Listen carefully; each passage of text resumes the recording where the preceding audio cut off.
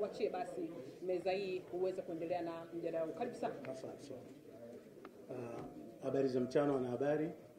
Samahani kwa kuwa nje ya muda. Nadhani mnafahamu mambo ya foleni na tuwakaribisha hapa.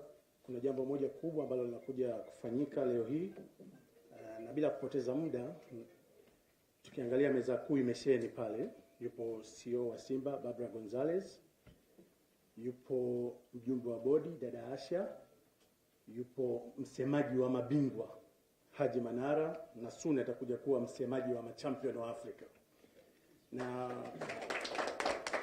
upande wa pili yupo mkurugenzi wa Vunja Bei Group Fred, yupo pia Professor J na watu mbalimbali. Bila kupoteza muda, naomba nimkaribishe CEO aje azungumze kile ambacho kinachokuja kuendelea.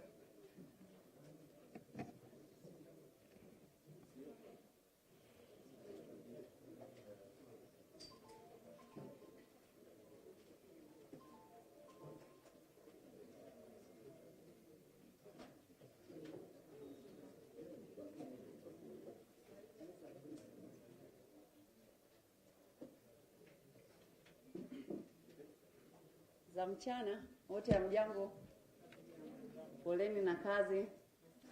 Najua tumekukalisha sana, na asante Chiko kutuweka kila kitu iko sawa. Najua ulikuwa nasubiria hii breaking news for some time. Kulikuwa na baadhi ya vitu vinavuja kwenye mitandao, but leo tumekualika rasmi kwa sababu klabu ya Simba ilianza mchakato wa kutangaza tenda ya jezi. Unakumbuka? Mwezi wa 12, na leo tunatangaza rasmi mshindi wa mchakato wa tenda ya jezi, na mshindi ni Fred Vunja Bei kupitia Vunja Bei Group.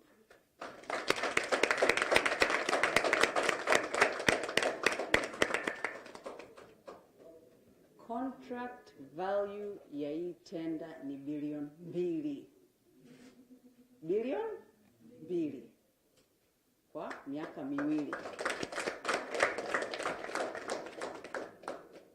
Hii haijawahi kutokea Eastern Central Africa. Ukiangalia Tanzania kwa ujumla, Kenya, nchi mbalimbali hata South Africa, hawezi kuona uzito wa hii contract wa namna hii. Fred Vunja Bei kupitia Vunja Bei Group wametambua uzito na ukubwa wa brand ya Simba, na wanaleta contract value kwa ajili ya timu ya vijana, timu ya wanawake na main team. Contract value ya bilioni 2. Haijawahi kutokea Simba. Watu wengi hawajui mwaka uliopita tulikuwa napata milioni 100. Milioni 100. Nao tunavuka kwenye bilioni 2. Jump. Ndio uzito na ukubwa wa brand ya Simba. Najua Haji atatoa ufafanuzi zaidi. Hii mchakato tulikuwa nachambua baadhi ya applications, watu 2, 3, watu wa South Africa Umbro, watu wa Adidas, watu wa Masita, watu wa Netherlands. Kulikuwa na kampuni 11 waliomba tenda. Na mshindi aliyojitokeza ni Mtanzania, ni kijana. Inaonesha Simba kwamba tunatambua ukubwa na ubunifu wa vijana hapa Tanzania, na kwamba Mtanzania anaweza kutoa ajira kwa watu wengi. Hatujampa mtu mwingine fursa, tumempa Mtanzania hii fursa. Ni kitu kikubwa. Nakumbuka Mheshimiwa Rais hayati alikuwa anasema anatafuta njia ya kutengeneza mabilionea Tanzania, na leo naona matunda ya mabilionea wa Kitanzania. Kupitia hii contract, Vunja Bei Group itakuwa inatengeneza ajira kwa Tanzania, vijana mbalimbali, na pia itakuwa inasaidia brand ya Simba sio kwenye jezi tu. Hii contract ni kwa ajili ya jersey na merchandise. Tunampa mamlaka ya kutengeneza Simba branded shops, sio Dar es Salaam, sio Msimbazi pekee, Tanzania nzima. Katika ile tenda yake Fred atatoa ufafanuzi zaidi. Pia atakuwa anatengeneza mobile shops. Team inapoenda Mbeya, team inapoenda Arusha, sasa tunaelekea Kagera, itakuwa na mobile shop inaenda na team. Tutakuwa nauza jezi, tutakuwa nauza bidhaa mbalimbali, kama ni barakoa, kama ni keychain, kama ni kofia, kama tunavyojua Fred, bidhaa mbalimbali, na haijawahi kutokea Simba. Leo tumekualika rasmi kumtangaza Fred kama mshindi wa tenda wa jezi na merchandise. Hongera Fred kwa kushinda tenda. Na kule mbele tutatengeneza signing ceremony pamoja na kutoa check kwa ajili ya hii tenda. Namkaribisha Fred aseme maneno mawili matatu, alafu hadi ndo ataconclude. Asanteni.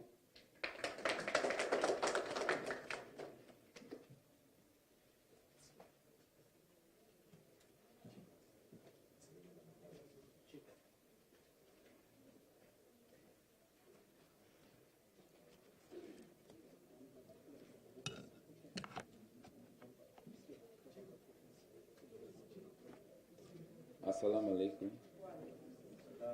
Habari za mchana. Kama alivyonitambulisha CEO, mimi naitwa Fredi Vunjabei ama Fredi Fabian Ngajilo.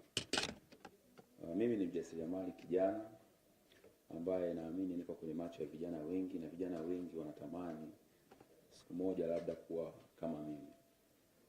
Lakini kabla ya yote, niwashukuru sana Watanzania ambao wametuamini vijana, wamekuwa wateja wetu. Tumeweza kutengeneza network kubwa kupitia kwao, wameamini products zetu. Mpaka leo klabu kubwa ambayo mimi naamini ndio klabu kubwa Afrika Mashariki na Kati inatuchagua Vunjabei kuweza kufanya tenda hii. Kwa hiyo nitoe shukrani zangu za kipekee kabisa kwa uongozi wa Simba pamoja na wanasimba wenyewe kwa kufata professionalism katika mchakato mzima wa kumtafuta mshindi wa tenda hii. Tumeshafanya kazi kama Vunjabei, kampuni ambayo mimi naisimamia. Tumeshafanya kazi, tumeshaomba tenda za clubs kadhaa, na tumeshakutana na vitendo ambavyo havikuwa vya kitaalamu, ambavyo vilikuwa vinataka kuturudisha nyuma. Lakini baada ya kukaa chini tukaangalia, tukasema tunaiona Simba Club kama wameshaingiza utaalamu mwingi na imebadilika sana. Tukaamua kujikita, lakini tulishakata tamaa kabisa kwenye biashara ya kit, hii biashara ya jezi. Kwa hiyo Simba, mimi naamini wamerudisha tumaini jipya kwa vijana wengi na wafanyabiashara mbalimbali, ambapo katika biashara hizi za kimichezo kuna siasa nyingi, lakini pia taaluma ilikuwa iwekwe mbele. Kwa nini naongelea zaidi kuhusu taaluma? Ni kwa sababu wakati tunaomba hii tenda, watu walioomba hii tenda kikweli walikuwa wanatisha. Ni nchi mbalimbali, wametoka suppliers kutoka nchi zingine, wamekuja na wenyewe wanaomba. Sitotaja majina, lakini nakumbuka kulikuwa kuna nchi kama South Africa. Nimeona mimi niko kwenye fashion, na South Africa ndio nchi ambayo inaongoza kwa fashion Afrika. Kulikuwa na kampuni kubwa ambao wana trademark kubwa ambazo zinafanya vizuri duniani. Tumeshindana nao pale. Kulikuwa na wafanyabiashara ambao mimi naamini ni wakubwa na wazoefu zaidi kuliko Vunjabei, tulikuwa tunashindana. Details ambazo zilikuwa zinatakiwa, na sisi tulikuwa tuna vigezo vyote, na tulisubmit proposal yetu tukiwa tuna confidence kwamba Simba watafuata taaluma ile ya manunuzi, na ndivyo walivyofanya mpaka leo. Sisi tunaamini tulikuwa wanyonge sana ukifananisha na kampuni zilizokuwa zimetenda pale ambazo ni karibu 11, na leo tumeibuka washindi. Kwa hiyo tunawashukuru sana Simba leo kututambua Vunjabei kama partners ama pia sponsors wa club. Na ukiangalia contract value ni kubwa sana ukilinganisha na zozote zilizowahi kutokea hapa Afrika Mashariki, kwa sababu Barbara ameitamka the value ambayo ni bilioni 2. Tunaenda kuwapa Simba bilioni 2, na sisi tuna confidence kabisa kwamba tutatoa bilioni 2 Simba, tutalipa kodi ya serikali, na sisi tutabakiwa na kidogo. Ukiacha kwamba tutapata zile immaterial benefits kama kuajiri vijana wenzetu, lakini pia tunaenda kupata benefits ambazo pia ni proceed, ni pesa. Tunaenda kutengeneza pesa zaidi. Kwa hiyo kuna faida nyingi ambazo sisi kama kampuni binafsi tunaenda kuzipata, ikiwa ni ile lift tunayoenda kuipata pia kwenye brand, kwa sababu kwa sasa Simba ndio brand kubwa na Simba ina fan base kubwa. Vunja Bei tuna wateja, lakini hatuwezi kufikia fan base wale nao Simba. Kwa hiyo ile lift Simba watakayotupa sisi, kuna uwezekano tukaenda ku grow hata tukaenda multiple times kuliko tulikokuwa. Mimi ndo founder wa Vunja Bei.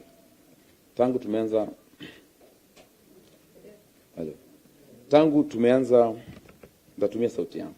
Tangu tumeanzisha kampuni ya Vunja Bei, tumeshafanya mikataba mingi na tumeiexecute vizuri, na hiyo mingi tulisubmit kwenye klabu ya Simba, kwenye procurement, kwenye tender board, wameiangalia, wameona vyote tulivyokuwa tumefanya, lakini hatukuwahi kufanya mkataba mkubwa kama huu wa mabilioni ya pesa. Kwa hiyo kwa niaba ya kampuni ya Vunja Bei nishukuru tena uongozi na klabu ya Simba kwa kutuamini bila hata kuangalia umri wetu. Labda angejua kwamba tutakuwa tuko serious labda na mambo yetu mengine, lakini tunashukuru sana. Nikiongelea biashara ya jezi kwa ujumla. Jezi ni tunaisema hii ni kit deal. Ni biashara ambayo pia inajigusa kwenye fashion, kwenye garments. Biashara hii ni biashara kubwa sana. Kama tutaisimamia vizuri, itafika siku clubs zitaweza kuendeshwa kwa biashara ya jezi peke yake bila kutegemea sponsor au mapato mengine yoyote kama Get Collection. Hii biashara tukiisimamia vizuri, kwa sababu leo tuna sign contract ya bilioni 2. Lakini kama huko mbeleni tutaweza kupata zile support ambazo tunaenda kuzifanyia promotion, basi tutakuja siku moja hapa kuitana tena tukiwa tuna sign contract ya bilioni 10. Kwa hiyo naamini wadau namba moja ambao ni fan base ya Simba ndio wanatakiwa kuwa supporters wa kwanza kwenye hii biashara, kwa sababu biashara ina changamoto nyingi, na changamoto kubwa kuliko zote ni biashara inaingizwa jezi ambazo ni fake, tunaita counterfeit. Sasa kama mashabiki wa Simba wakiamua wao kuwa wa kwanza kulinda counterfeit zisiingizwe nchini, wasinunue, wakanunua jezi original ambayo imetengenezwa na manufacturer ambaye ametangazwa, ambaye ndiye rasmi, basi itaweza kutengeneza mapato makubwa sana, na klabu yetu itaweza kujiendesha vizuri zaidi bila kutegemea au kuyumbishwa na lolote kiuchumi. Na fanbase hii pia inatakiwa kusupport kwa kununua jezi, sio peke yake kulinda. Unanunua jezi, na sio peke yake kununua jezi, bali kununua jezi ya msimu huo ili kuweza kutengeneza mapato ya accounting year hiyo, season hiyo. Kwa hiyo naongelea ile fan base yetu, mashabiki wetu, kwamba ndio watu wa kwanza wanaotakiwa kusupport biashara hii, kwa sababu ndio biashara kubwa. Hakuna biashara mimi naamini inaweza kuwa kubwa kuliko hii. Ukiangalia Manchester walisign ile shirt sponsorship ya dola milioni 300, zaidi ya bilioni 700. Kule ni mbali sana, lakini ndiko tunapoelekea. Kwa hiyo ili tuweze kufika huko, lazima leo tuweze kutengeneza njia ambayo ni nzuri. Na hivi tulivyoanza kwa kufuata taaluma katika kila kitu, kufuata nini wataalamu wanasema, kama Simba wanavyosimamia, isingekuwa taaluma leo Vunja Bei tusingesimama hapa. Mimi naamini isingekuwa kusimamia ukweli leo Vunja Bei tusingesign hii contract. Hii contract ni kubwa sana. Kwa hiyo wadau wa pili ni serikali. Kuna changamoto zinapatikana kwenye biashara hii ya jezi, na klabu zinapoteza mapato makubwa kwa sababu tunahitaji serikali kuna sehemu itupe mkono. Kwa mfano, counterfeit nikimaanisha fake zinatengenezwa sana China. 90% ya waingizaji wa jezi wanatengenezwa China, na ndio nchi ambayo sisi wa fashion tumebase zaidi kuliko Uturuki, South Africa na Thailand. Kwa hiyo watengeneza counterfeit kwa nini wanakimbilia China? Kwa sababu China ndio sehemu kuna production cost ndogo kuliko nchi nyingine yoyote. Sasa kama naleta jezi original na user shilingi 30,000, wewe ukienda Uturuki ukaleta jezi kuuza shilingi 40,000, jezi yako haiwezi kuwa competitive, hakuna mtu utampata. Ili uweze kulikamata lile soko langu, ni lazima uende China ukatengeneze fake, upunguze kidogo quality, punguza material, alafu unaweka polyester nyingi, unapunguza cotton, lakini design inakuwa ile ile. Ukija hapa jezi yako unaweza kuuza 15,000. Kwa nini mtu anunue jezi 30,000 wakati anaiona jezi inafanana hivyo hivyo na inauzwa 15,000? Kwa hiyo wale wanaopakia jezi China, kampuni za cargo hazizidi 10. Mimi nazifahamu zote kwa sababu nafanya biashara hii muda mrefu kidogo.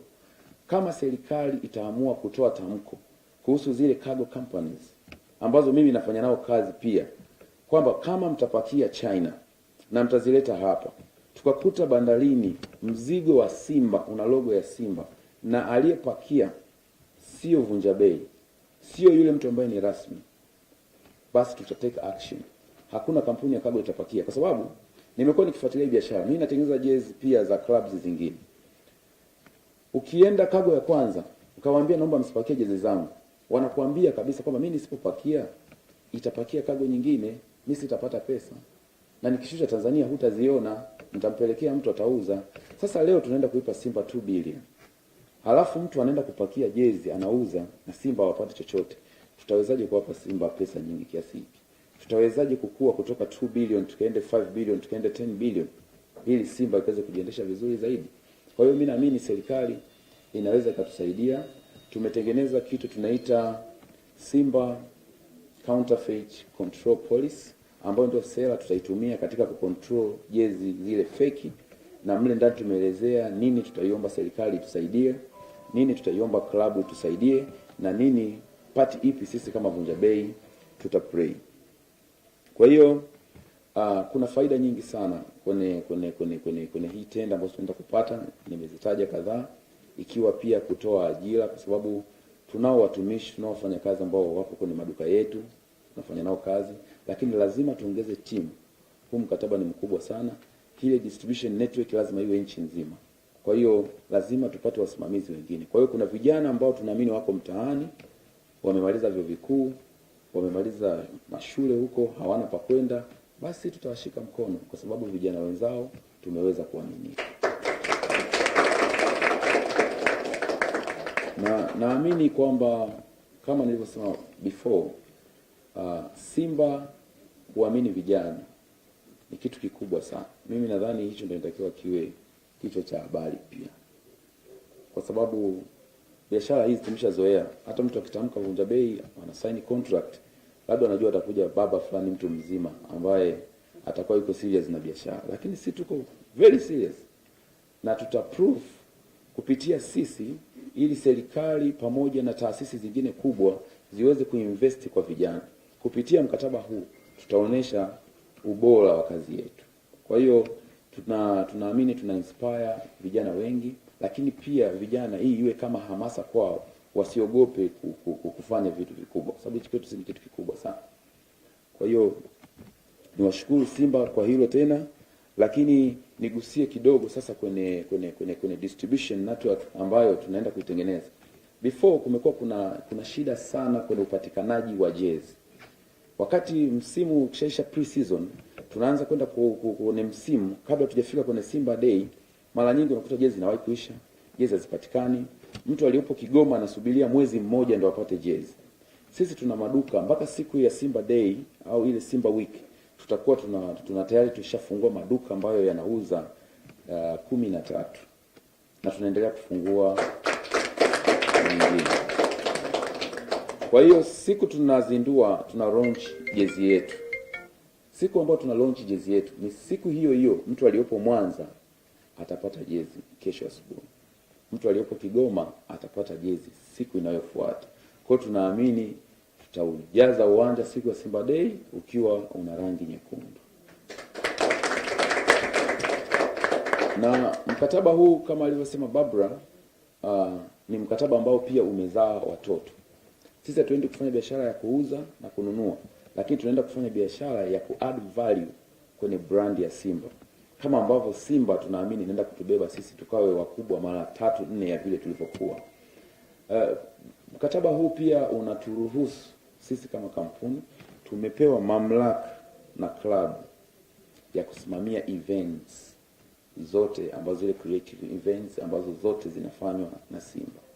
Kwa hiyo kama Mtanzania una idea yoyote, unaamini kuna event fulani itafanya vizuri ama itaweza kujenga na kukuza brand ya Simba, basi unakaribishwa ofisini kwetu, tuletee proposal, tutakaa chini na wewe, tutaisubmit kwa sababu ipo upon the discretion of the Simba's management.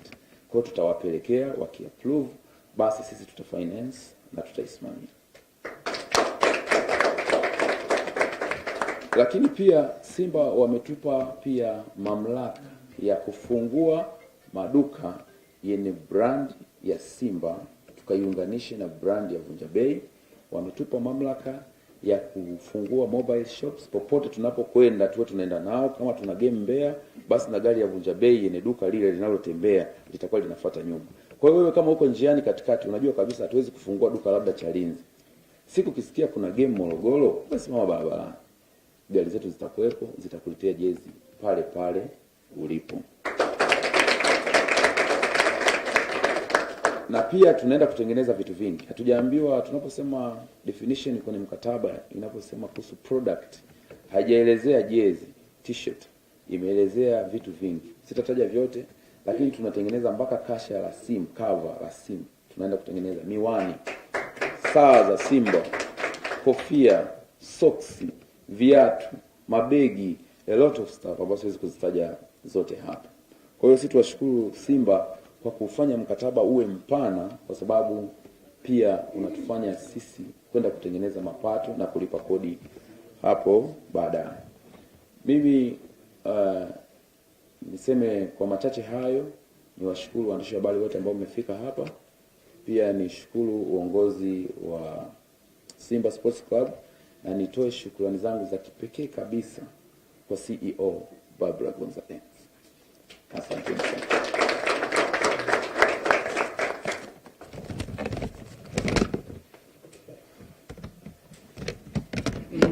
Mtendaji mkuu wa Vunja Bei Group ametoa shukrani zake za kipekee kabisa kwa CEO wa Simba Barbara Gonzalez. Naomba nimkaribishe Profesa J walau kwa dakika moja.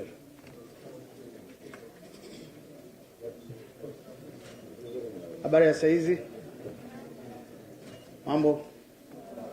Aliyesimama hapa najua wengi tunafahamiana. Naitwa kwa jina la Profesa J wa Mtulinga. Lakini leo sikuja kuchana hapa.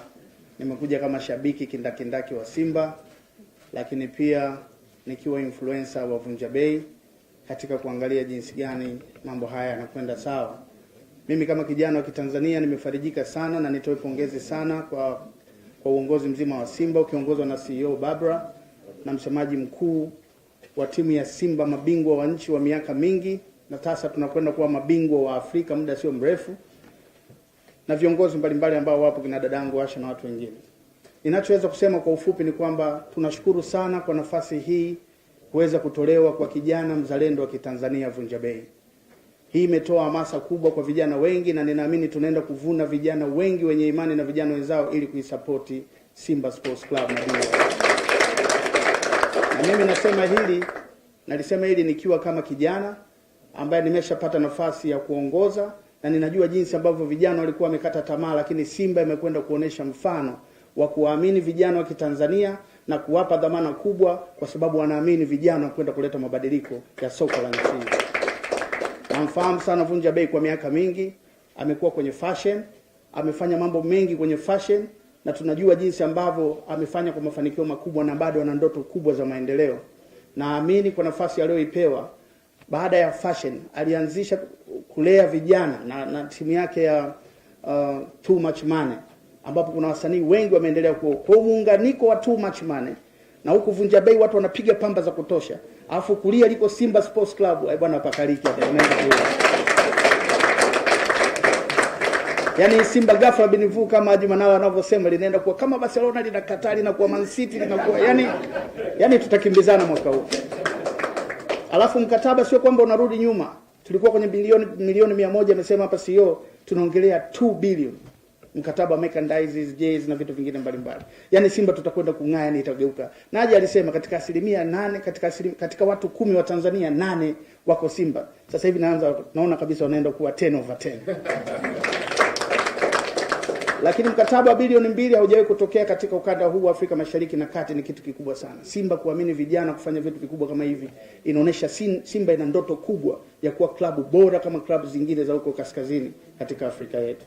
Nitoe wito sana kwa waandishi wa habari pamoja na Watanzania wenzangu, linapotokea jambo jema kama hili tusisite kusapoti zile ndoto kubwa, kwa sababu inapokuwa Simba na timu zingine zinakuwa. watu wetu wengine wapinzani, Yanga na watu wengine, msisite kuiga idea za namna hii ili tuweze kuleta mabadiliko chanya. Maana Simba tuwezi kwenda peke yetu bila kuwa na mtu mwingine huko. Yaani tukigeuka tunajiona wenyewe itatuletea shida kidogo. Ndio maana kwa mwaka huu tumeingia robo finali, tunaenda nusu finali, tunaenda kuchukua ubingwa ili angalau twende na timu 4 6 ili tuwe wengi kwenye kushambulia na mambo mengine kama haya. Hapo vipi? Sawa sawa. Kwa hiyo nawashukuru sana, nashukuru vijana wenzangu, nashukuru waandishi wa habari, nashukuru sana viongozi wa Simba Sports Club. Nisiseme mengi, Mungu atubariki sana. Na kwa sababu sisi ndo machampioni, mtatuambia nini? Haya mambo tumeanza kitambo na vitu vingine kama hivyo. Na respect na heshima sana. Asante sana.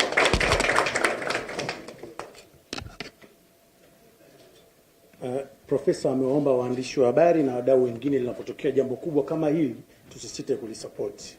Sasa nimkaribishe msemaji wa mabingwa Haji Manara.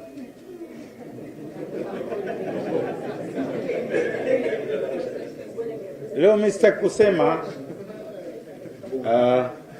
ningeomba watu watatu kwanza niwatambulishe walau waje wasalimie. Ningeanza na mjumbe wa bodi. Mimi shangazi yangu kifamilia na Aunti Asha Baraka. Njoo wasalimie, ili tukio kubwa lazima watu wajimwamba fai kidogo. Mimi na kawaida kusema Simba tunaitikia nguvu moja. Kwanza niwashukuru waandishi wa habari, alafu nimshukuru mdogo wangu Vunja Bei, na salamu shukurani pekee kwa CEO wetu wa Simba Babla na msemaji mwanangu Haji Manara. Niwashukuru wote kwa tukio hili kubwa sana la kihistoria. Mimi nasema kihistoria kwa sababu ni tukio ambalo katika miaka yote ya Simba ndio kwanza linafanyika, la uwekezaji mkubwa wa jezi zetu mpya ambazo design anaijua mwenyewe Vunja Bei. Tunamtakia kila laheri na niwashukuru watu wote, na nataka wanachama wote wa Simba msapoti Vunja Bei, na watoto wakubwa, vijana na wazee wanunue hizo jezi. Ndio huyu kijana anaweza kufanya hiyo biashara ikawa kubwa zaidi, ili aweze kudhamini pesa nyingi zaidi miaka inayokuja, na ninamtakia heri afanye vizuri. Ni tukio kubwa, watu watastuka, lazima washangae. Ni kitu kikubwa sana kinafanyika. Kwa hiyo sitaki kusema mengi, tuone zile jezi zitakazokuja za aina yake. Ni historia kabisa, na waandishi wa habari nafikiri mtapata. Kwa wale mnaoipenda Simba, mvae tu wote, hata mkipewa bure. Vunja Bei hana iana. Kanambia alikuwa ananong'oneza kwamba wale waandishi wanaopenda Simba watavaa hizo jezi ili iwe promotion, watu wazione ni jezi za aina gani.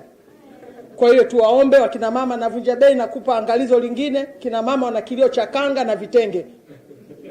Ni asili ya Mtanzania, ni asili yetu ya Kiafrika. Wa Tanzania wanataka kanga, vitenge vya waksi, mama anavaa, yule mama wa Simba anavaa, anatosheka. Asante. Na tuna wageni wawili maalum. Fred ameniambia ni vizuri nikawaita hapa wakaja kutusalimia. Kakaangu Aristote, njoo bwana usalimie.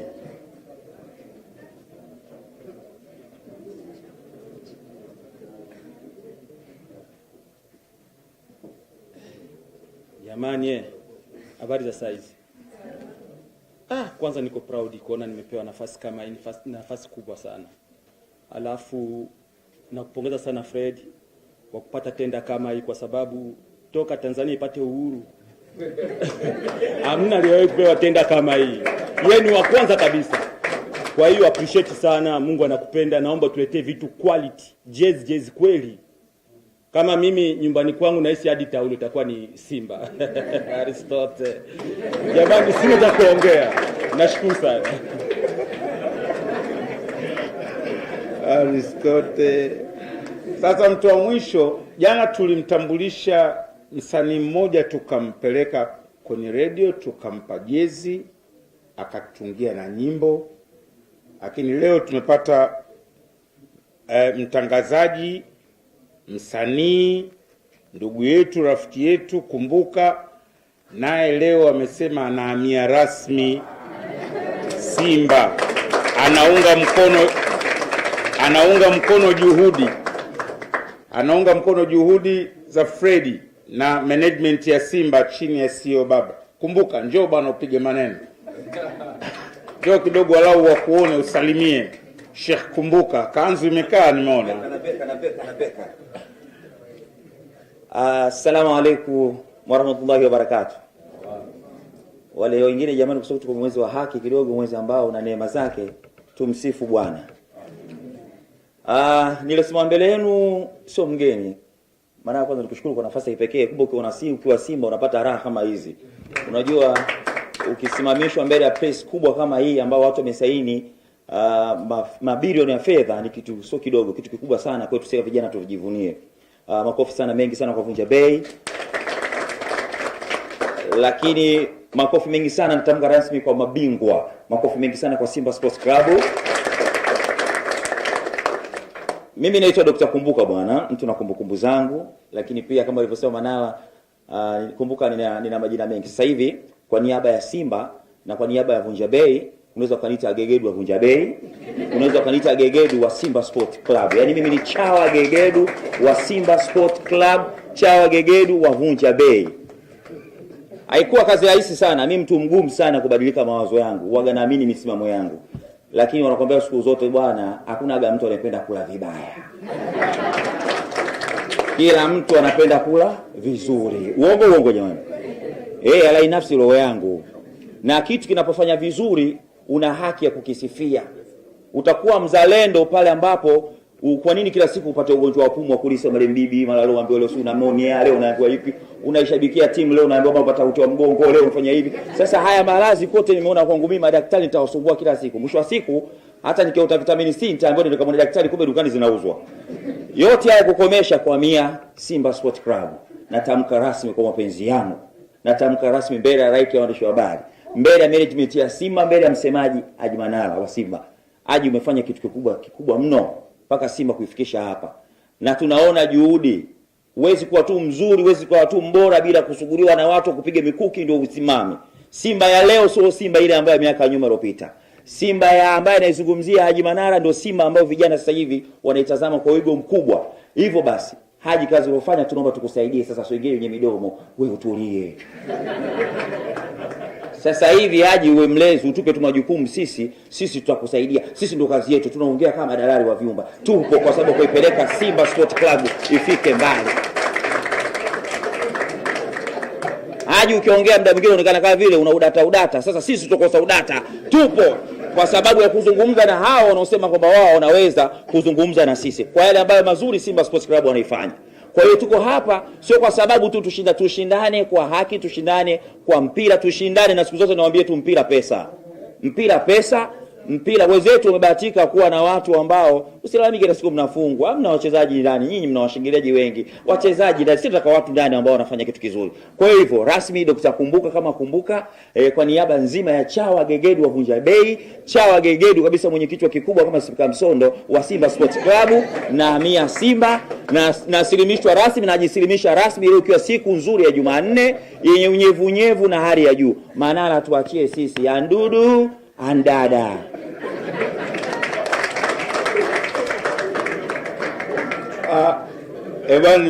Nimepata watu ambao watanisaidia kweli kweli. Maana na mimi sasa nitapata kupumzika. Tawachia kazi nyingine zile wanafanya kina Kumbuka. Sasa mimi niwaambie maneno machache tu. Ndugu zangu, kama alivyosema CEO na kama alivyosema Freddy, huu ni mkataba mkubwa zaidi kuwahi kufanyika katika ukanda, wamesema wa Afrika Mashariki. Ni ukanda wa Afrika Mashariki na ya Kati. Nchi 13 zilizo katika ukanda huu wa Sekafa, haijawahi kutokea mkataba wa jezi wa klabu yoyote ile katika nchi hizi 13 kufikia value ya 2 billion shillings. Haijawahi. Unaweza ukachukulia kitu kidogo, unaweza ukadhihaki, unaweza ukasema maneno, lakini Simba iko katika next level. Kutoka 100 million mpaka 2 billion sio kitu cha mchezo. Tumefika hapo baada ya kutengeneza brand, lakini pia tumetengeneza matokeo uwanjani, tumewapa furaha wana Simba, na ndio maana kina Freddy wanakuja kwetu. Freddy, ni kuhakikishia kitu kimoja. unakuja kwenye sehemu sahihi, unakuja kufanya kazi kwenye management iliyo na umoja na uwezo. Barbara ni mtu wa matokeo. Unajua kuna mtu anazaliwa anafanya kazi lakini hataki results. Huyu ni mtu wa matokeo, anataka kuona matokeo ya kile anachokifanya. Management nzima itakupa ushirikiano, bodi itakupa ushirikiano, wanachama na washabiki wote. Tayari Fred una jina, lakini nataka kukwambia kitu kimoja leo. Ukitoka hapa, kaangalie mitandao ya kijamii. Angalia Fred Vunjabei kabla ya saa 6 mchana, followers wako, kaangalie likes unazopata na milele hiyo mpaka Simba uondoke mwenyewe. Yaani wewe ushakuwa beyond. Yaani wana Simba hapo ulipo ukiweka tu nako Fred Vunjabei 500,000 anaingia kwa dakika moja. Sisi ndio tunaongoza kwenye social media. Sisi ndio brand kubwa kupita brand yoyote Tanzania.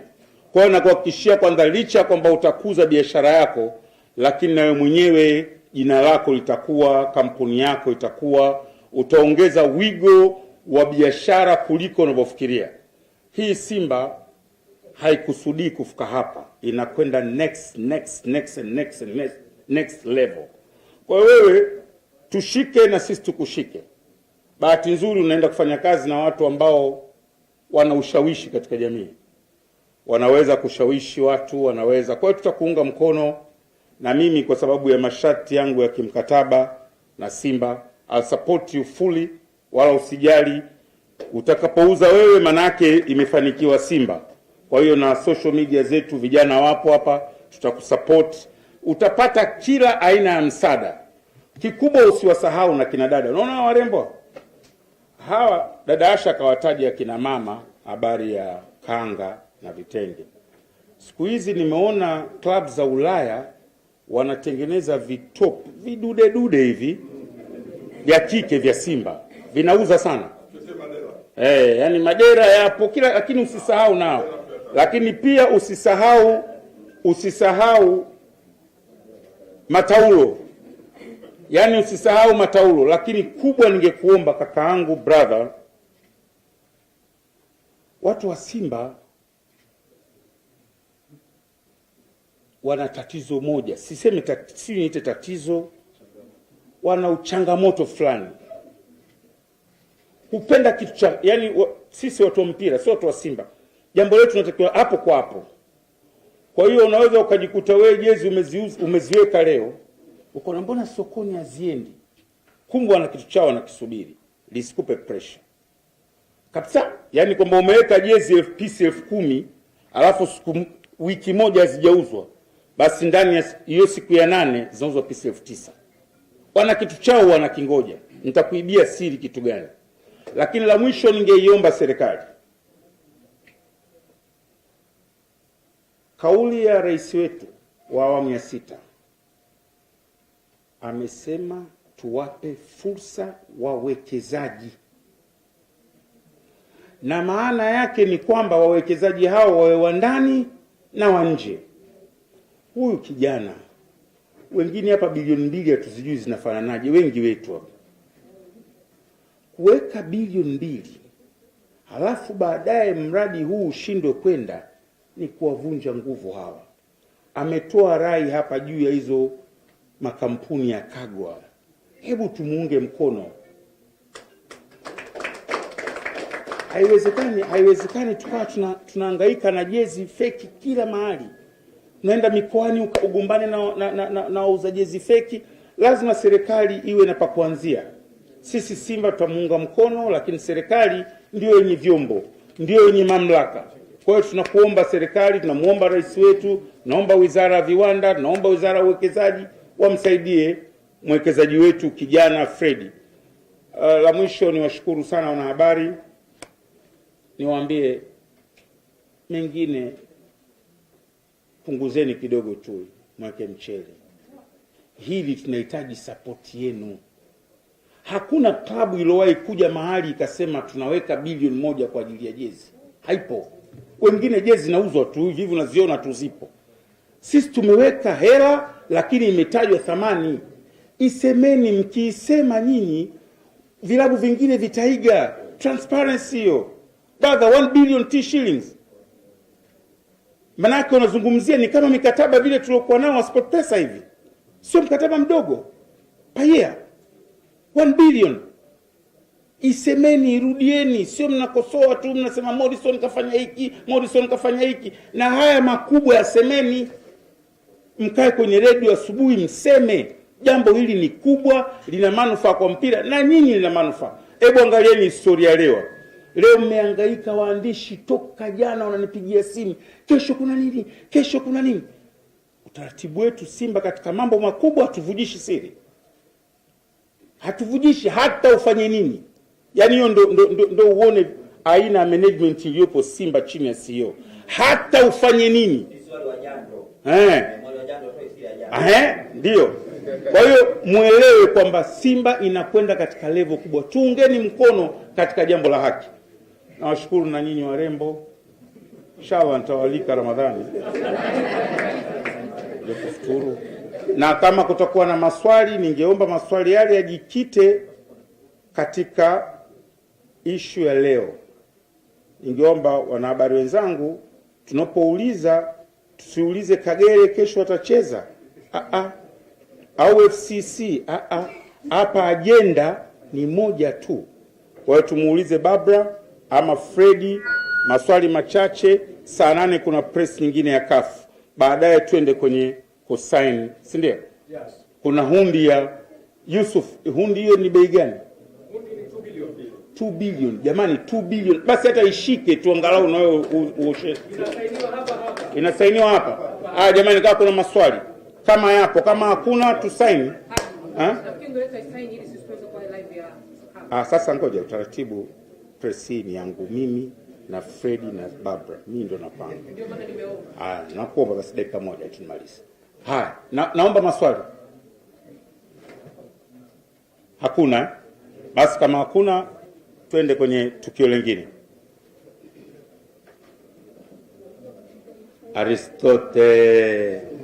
Aristote, nywele bei gani? Leo nitamleta mke wangu bwana. Karibu sana. Haya.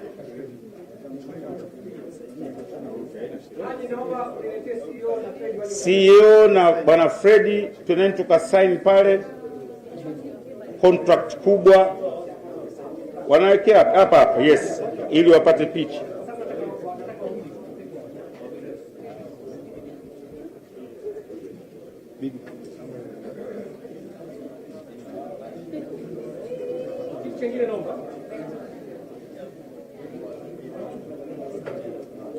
Peni mkudela? Peni. Peni. Ba Sheikh unampa peni ya shilingi anaenda kusaini 2 billion. Toa hiyo bwana. Haifai. 2 billion ndio paka hapo. Anaomba mpate picha wakisign contract kubwa kupita yoyote iliyopata kusainiwa ya jezi na merchandise katika Afrika Mashariki na ya Kati. 2 billion T shillings. Wajiuliza Umbro, Adidas, Nike, Puma nini? Subiri wakati rasmi tutakapolonji jezi. Na uzuri Freddy ni mtu wa fashion. Naamini tutatoka na kitu maridadi kabisa ambacho kitakuwa na mvuto kwa kila mtu.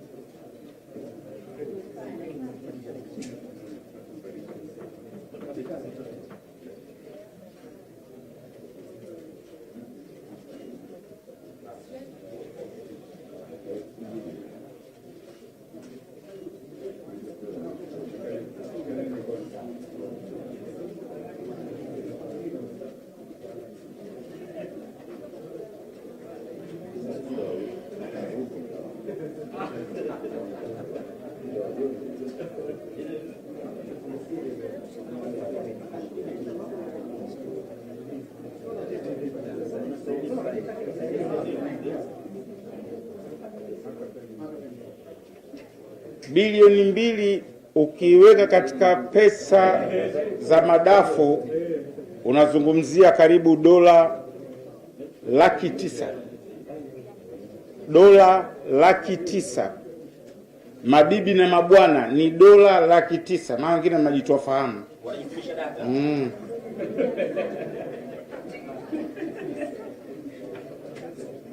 Haya sio maigizo jamani, ni live. 2 million only.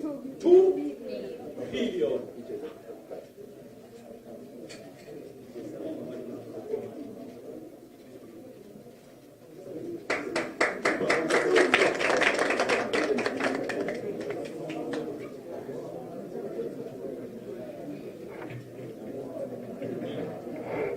Mabibi na mabwana, narudia, ni dola 900,000. 2 billion T shillings.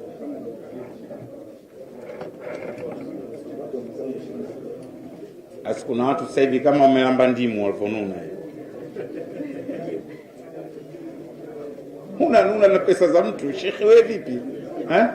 Unanunaje na pesa za mtu? Sio za baba yako, sio zako. Wewe unanuna tu kisa ushabiki wa timu yako.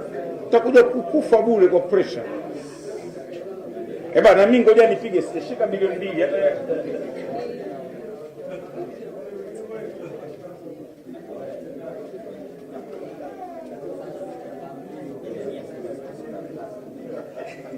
jamani. Nadhani baada ya tukio hilo wata shake hands. Shamaliza shake hands? Yes, shake hands. Na baada ya hapo tuwaruhusu wakae, na kwa kuwa next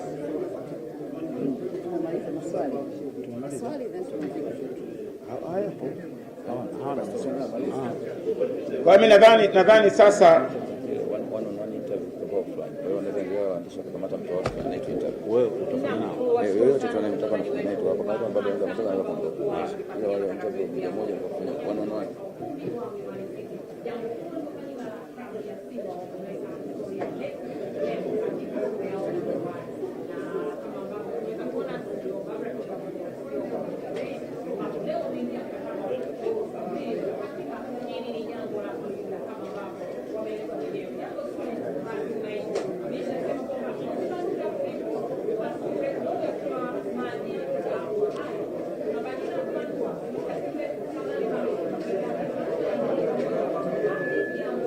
guys, naomba niwape taarifa kama kutakuwa na unahitaji exclusive interview na Freddy ama Barbara, wao ndio wenye tukio lao leo.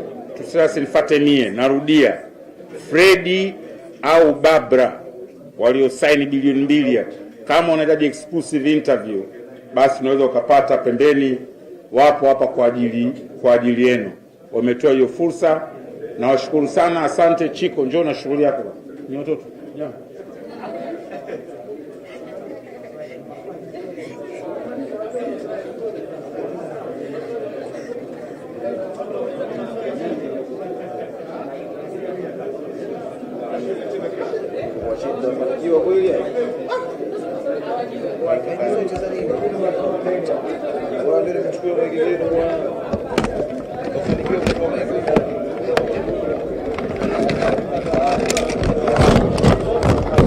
Yeah.